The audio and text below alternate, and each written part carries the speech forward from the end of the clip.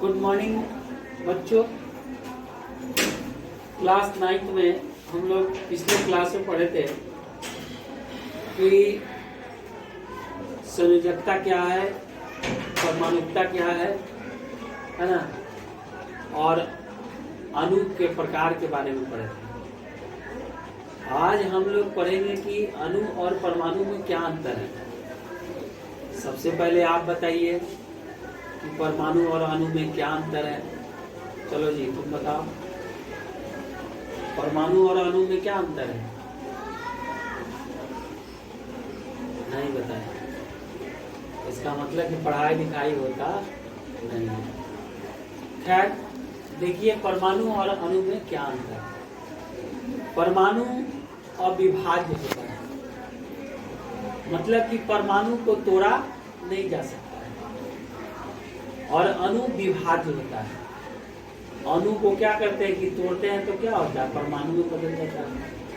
तो पहला अंतर हो गया कि परमाणु अविभाज्य है और अणु जो है वह विभाज्य है। दूसरा है कि परमाणु स्वतंत्र अवस्था में नहीं पाया जाता है। परमाणु जो है स्वतंत्र अवस्था में नहीं पाया जाता है और अणु जो है स्वतंत्र अवस्था में पाया जाता है।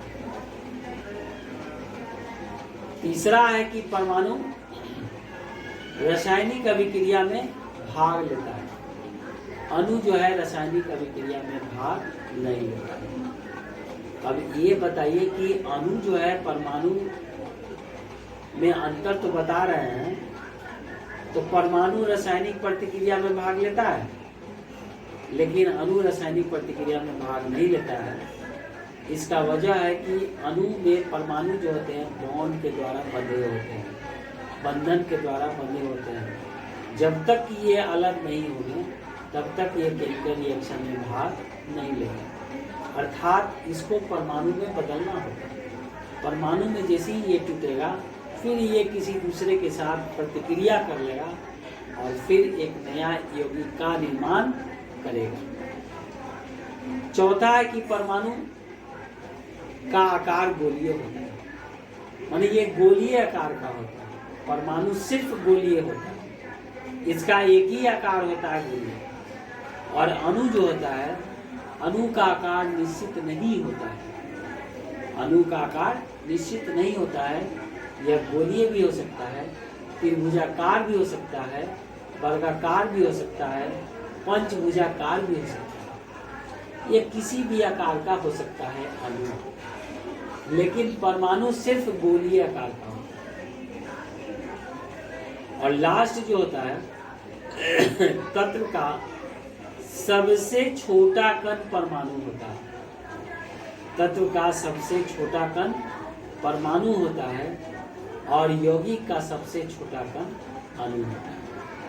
तत्व का सबसे छोटा कण परमाणु होता है और यौगिक का सबसे छोटा कण अणु कहलाता है।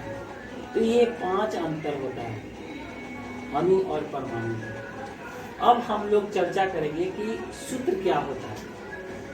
सूत्र क्या होता है तो हम लोग पढ़ेंगे कि संकेतों का वह समूह, संकेतों का वह समूह जिसके द्वारा किसी तत्व या यौगिक को व्यक्त किया जाता है।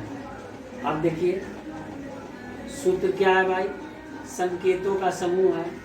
मान लीजिए कि हम H2O लिखते हैं तो हाइड्रोजन भी है, ऑक्सीजन भी है, 2 हाइड्रोजन है, 1 ऑक्सीजन है। तो संकेतों का समूह है जिसके द्वारा यौगिक को व्यक्त कर रहे हैं। अब मान लीजिए कि हम लोग तत्व को व्यक्त करते हैं Fe, तो संकेत है, संकेत के द्वारा Fe को व्यक्त करते हैं। Fe क्या है, लोहा का संकेत है। तो सूत्र का मतलब होता है कि संकेतों या संकेतों का वह समूह जिसके द्वारा किसी यौगिक या तत्व को व्यक्त किया जाता है। अब सूत्र जो होता है वह 3 प्रकार के होता है। एक होता है मूलानुपाती सूत्र, दूसरा होता है अणु सूत्र और तीसरा जो होता है वह संरचना सूत्र होता है। मूलानुपाती सूत्र का मतलब होता है कि इस सूत्र के द्वारा यौगिक में उपस्थित परमाणुओं के सरल अनुपात को व्यक्त किया जाता है।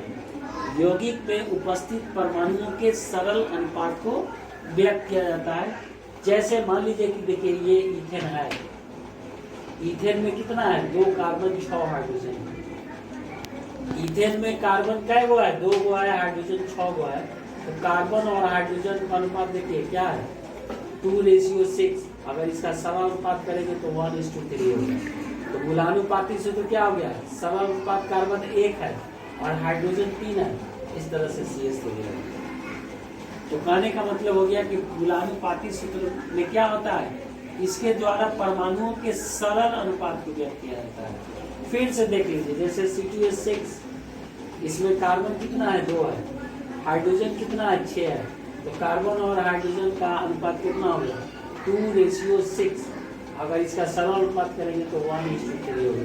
तो मूलानुपाती सूत्र क्या होगा, कार्बन 1 और हाइड्रोजन 3, CH3 होगा। दूसरा होता है अणुसूत्र। अणुसूत्र का मतलब होता है कि परमाणुओं के वास्तविक संख्या को व्यक्त किया जाता है। यौगिक में उपस्थित परमाणुओं के वास्तविक संख्या को व्यक्त किया जाता है। जैसे मान लीजिए कि देखिए यहाँ जल का अणुसूत्र H2O, इसमें हाइड्रोजन 2 है, ऑक्सीजन 1 है।